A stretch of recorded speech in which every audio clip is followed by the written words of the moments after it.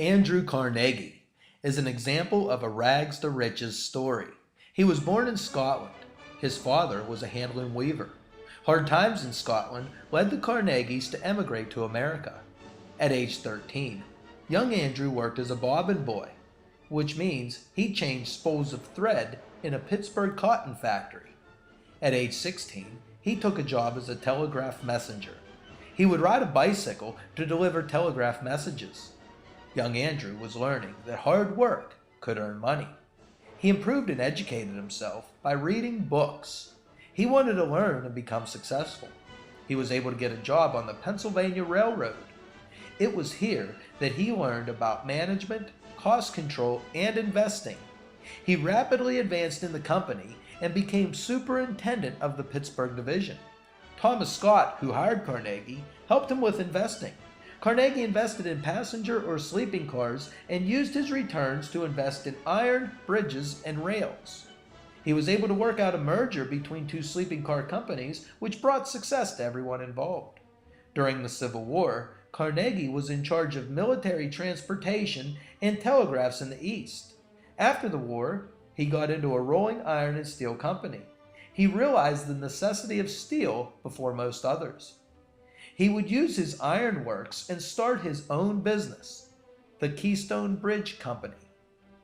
Using the Bessemer process, Carnegie was able to begin the iron and steel industry in Pittsburgh.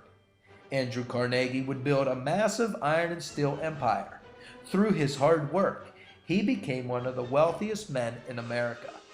He built his empire through vertical integration, as he owned the factories, the raw materials, and the transportation of his goods.